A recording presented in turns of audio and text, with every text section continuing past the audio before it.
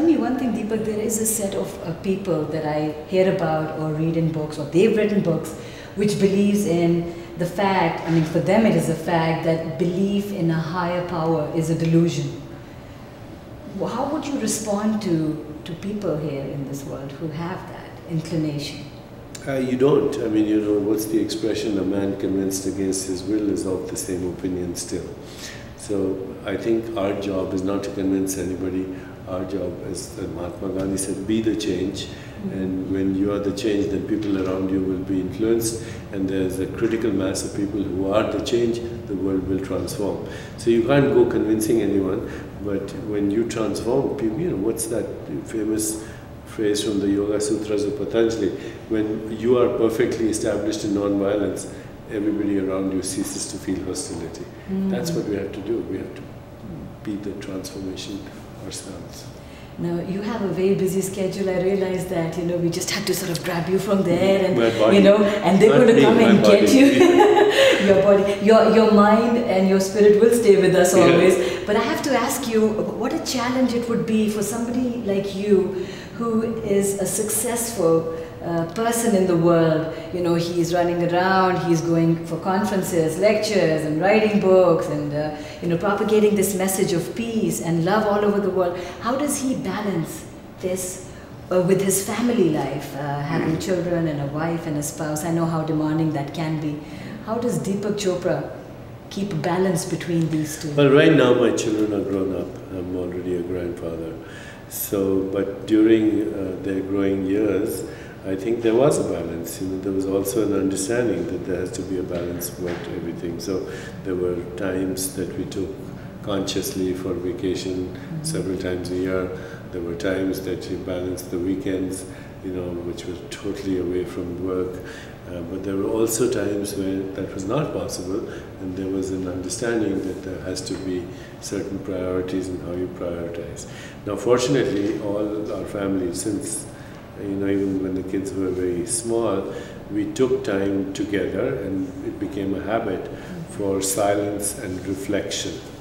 And I think that's the most valuable thing, and I still do it. I mean, I spend, and I'm not recommending that those who are watching us do this, but I spend 2 hours every morning in silence, meditation and reflection, where I ask myself, you know, the really deeper questions of existence, and that becomes then the motivating force of how I prioritize my time. And so if there's stress in your life, supposing, there's no stress in my life. Was there any sort of, I mean, any incident that took place which just kind of shook you up and you needed to get some help? How do you de-stress? I've always wondered, how do you do it? You tell us how to... I meditate every morning. I go to the gym every morning. And then my wife and my family make sure that I don't take myself seriously. That's it.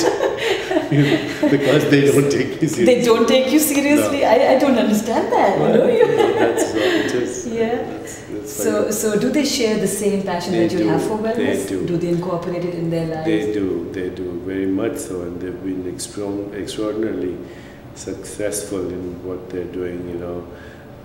My son is now making a movie with Nicolas Cage, and my daughter has written a few books, and she's running his company. She's his business manager. And it's kind of a, you know, we share our interests with each other. So what about the grandchildren? I believe there's some grandchildren in your life. Yes, well, there's a 5-year-old and a 2-year-old, and they're just amazing. And they're coming next week to New York, so we can go see Lion King for the 5th time. Wow! And, you know, that's a family tradition then? It's been, you know, the last time Zimba the lion died, my little granddaughter was 4. She said, "Nana, don't worry, it's just the cycle of life." Oh my God! Death is the cycle of life. So now we can 5 years expect that. That's genetics, you see. What can we expect? You know, those are your genes. Then I think that's how it is, right? It's just what you're exposed to. Yeah, that's wonderful. Like I think I was listening to one of your CDs.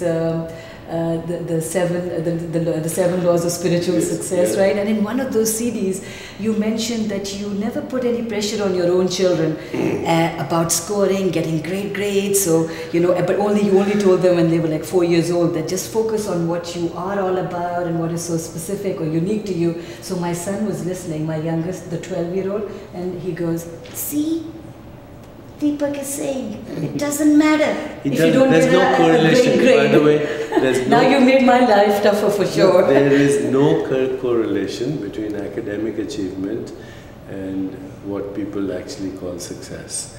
There's only one secret to success, even though I've said 7 laws, only one. Pursue excellence and ignore success. And that means be impeccable with your passion, with your vision, go for it and let the universe handle the details. Step into the unknown, take risks. If your son is weak in mathematics and good in tennis, forget about getting him a math tutor, get him a tennis coach. One day he'll win Wimbledon and he'll get a mathematician to be his accountant. Wow. You know, so we focus on our children's weaknesses. Yeah, we focus on their passion.